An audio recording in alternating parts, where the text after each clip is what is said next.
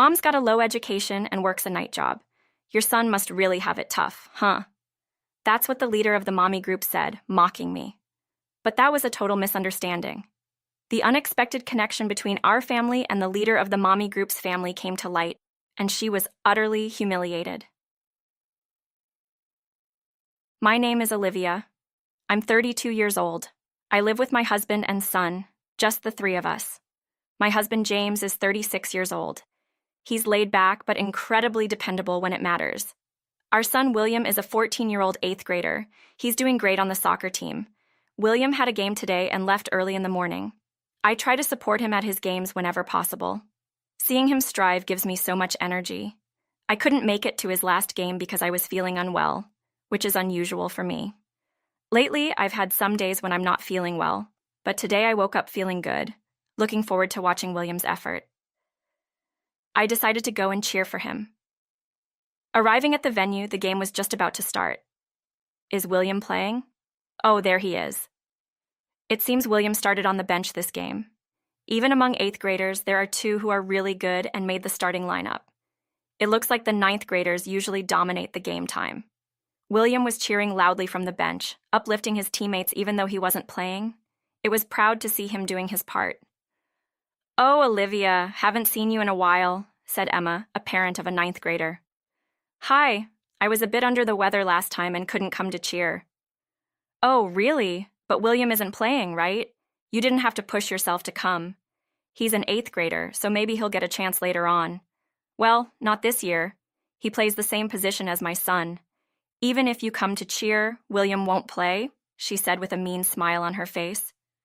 The other moms gave a forced laugh, but their eyes seemed to say, "Don't worry about it."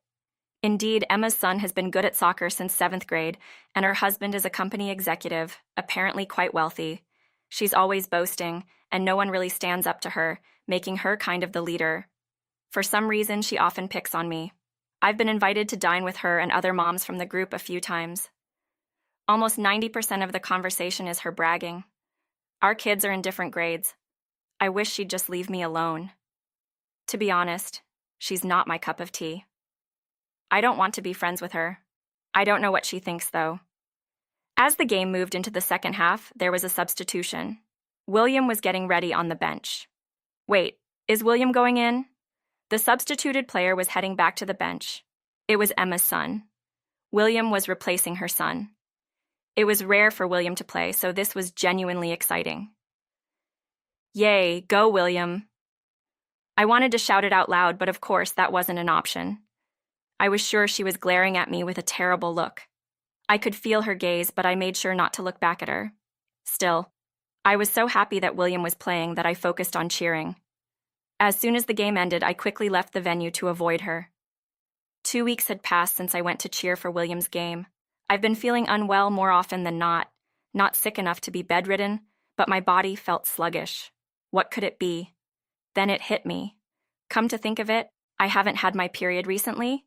Yes, my monthly period hadn't come for a while. No way. I laughed to myself, but it wasn't impossible. I bought a pregnancy test while shopping and tried it when I got home. The result was positive. Really? So this was the reason for my unwell feeling. I was surprised.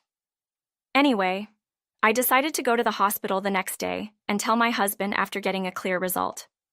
The next day, I went to the obstetrician and met the doctor who delivered William after a long time. I felt a bit embarrassed, but I explained my situation. The doctor smiled and said, "Oh my," and proceeded with the examination. Indeed, I was 3 months pregnant. "Congratulations. Take care of yourself and don't overdo it," said the receptionist as I left the obstetric clinic. My husband would certainly be happy, but what about William in his adolescence? Fortunately, he's not in his rebellious phase yet, so he should be happy along with my husband. Thinking about this, I left the clinic and unexpectedly bumped into someone. It was Emma. "Oh, Olivia." "Ah, Emma," I said, the last person I wanted to see. Despite my reluctance, she started talking to me. Looking back and forth between my face and the obstetric clinic, she asked, "At the obstetric clinic? Something wrong?" I hadn't even told my husband about the pregnancy yet. The last thing I wanted was to tell her first. Just feeling a bit unwell, I vaguely replied. Then she smirked maliciously and said, "You're not expecting a second child, are you?" I was a bit surprised but remained calm and replied, "No, it's nothing like that." And with that, I brushed it off. I just wanted to leave quickly, but she kept talking. "By the way, Olivia, I've been meaning to ask, how old are you? You look quite young." I'm 32. "What? 32? So that means William was— I had him when I was 18. I got married right after graduating high school. Didn't go to college."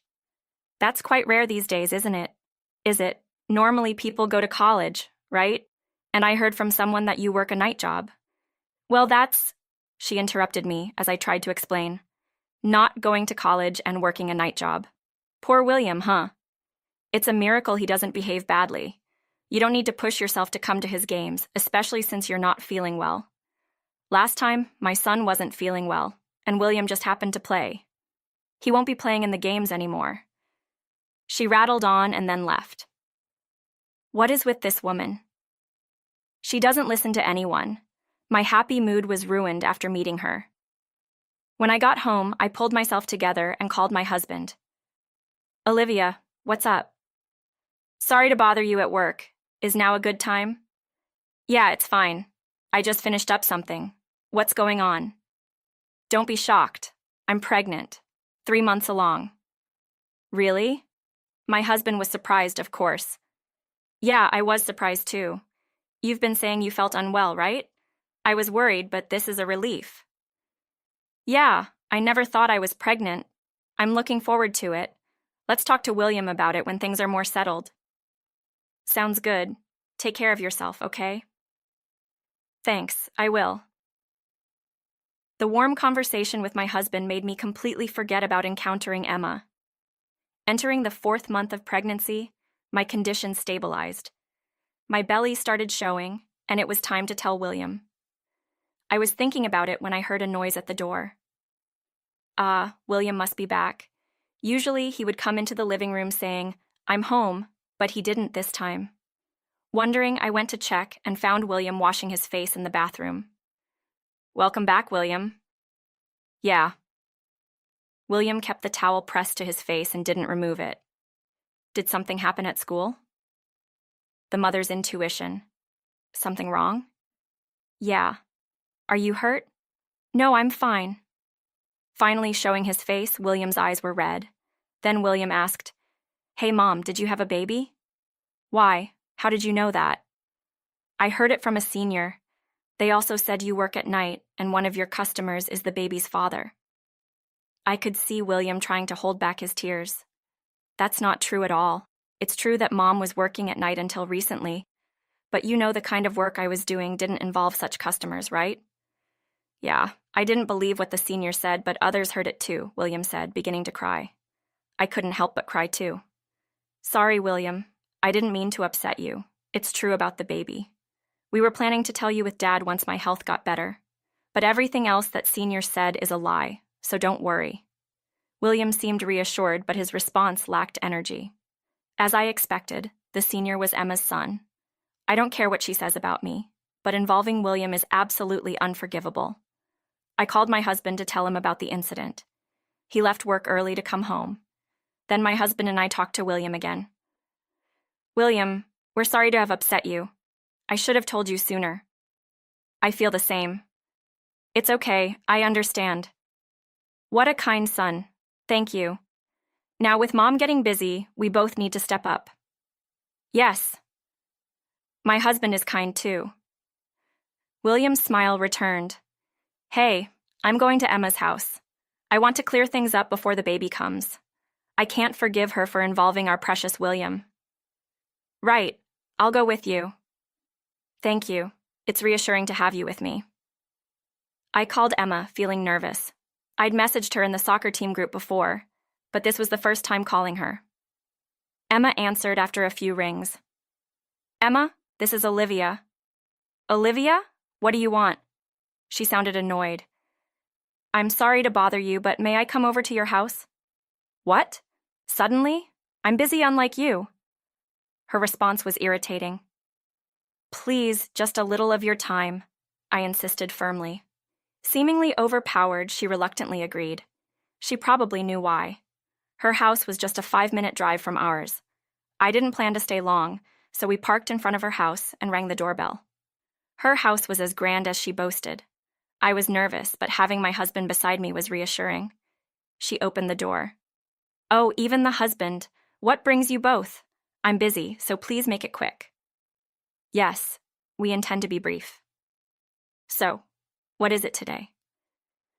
William was told at school by your son that I'm pregnant and the child is from one of my night jobs customers. That's true, isn't it?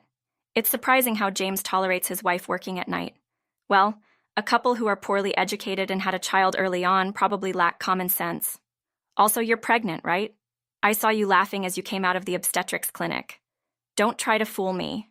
You're 100 years too early for that, she screamed with a demonic expression. What are you saying? That's got nothing to do with William. Shut up. It's too early for your son to even think about taking my son's position. You and your child are just annoying to me. She was probably still upset about William replacing her son in the game. Then my husband spoke up. You seem to be misunderstanding something. Where did you hear about Olivia's night job? Who told you she works at a club? That is, I remember hearing from a friend at the soccer team a while ago. Emma had misunderstood my job as a club worker and was spreading rumors. The friend wanted to correct her but lost the timing due to her continuous talking. I hadn't cared much and had forgotten about it. Stop being so high and mighty, husband of a low-educated wife. You probably don't even have a decent job. I'm the one who runs a club. See, that's typical of low-educated people. My husband is a company executive. We're in a different class. Emma's boasting started again. I couldn't believe it. What is really going on in this person's head? I was stunned and couldn't say anything, but the conversation wasn't over yet. I had to explain properly for William's sake. All right, but it seems you've misunderstood, so let me correct you. I did work at night until recently, but not at a club. I was helping out at a nighttime daycare. They asked for help until they could find a replacement when an assistant suddenly quit. It's the daycare William used to attend when I helped at my husband's shop. What? Helping at your husband's shop means you're just a club girl after all. My husband intervened. No. She never worked at the shop. She helped with the accounting. She's good at it because she graduated from a commercial high school. She was a big help. I continued before Emma could start her rapid-fire talking again. I really wanted to give back to the daycare that helped us so much. By the way, everyone in the soccer team knows about my job. Really? That is... I don't care what you say about me, but please don't involve the children. All right, I was wrong. Emma seemed shocked that she was the only one who didn't know and apologized more easily than expected. What's going on? Turning around, there stood a man in a suit. Oh, you're home early today. It was Emma's husband. Was there a problem? He looked at us and seemed surprised, then said, I have work to bring home, excuse me, and went inside. My husband and I exchanged glances. After a moment of silence, I said firmly to Emma, Anyway, that's the situation.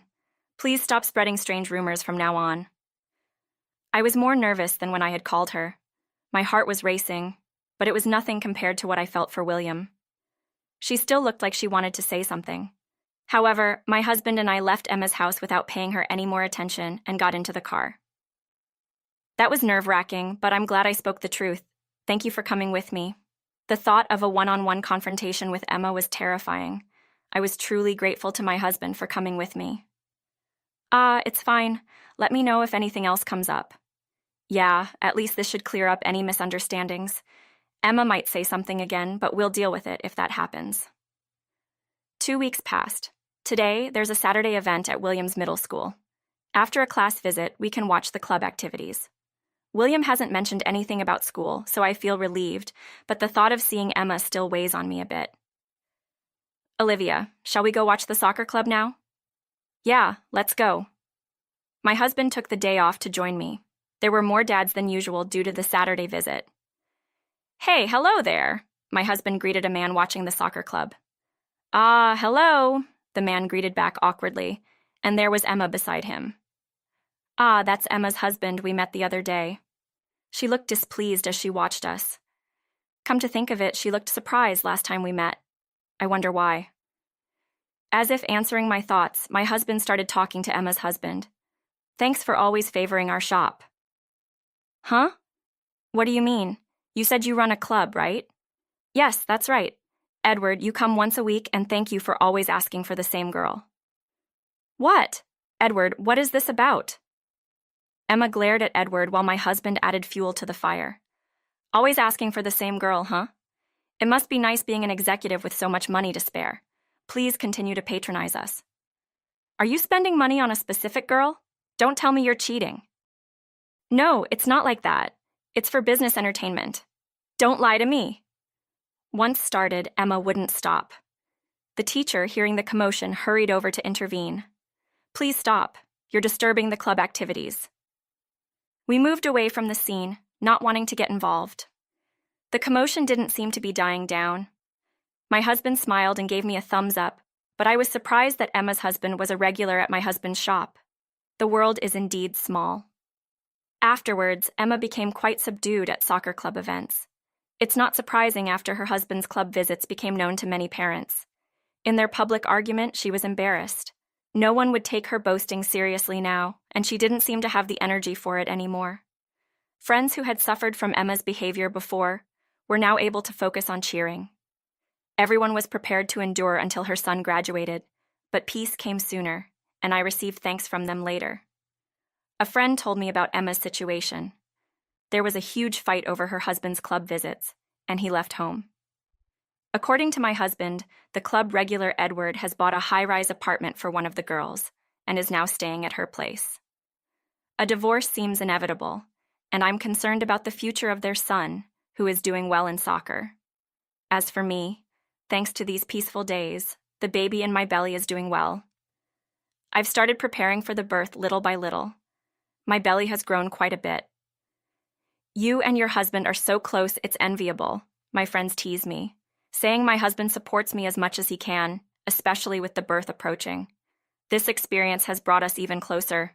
The kind-hearted William will surely be a great big brother. I'll teach the baby soccer, he says, already excited. The thought of a new member joining our family fills me with anticipation. We're all looking forward to meeting you. I gently speak to the baby in my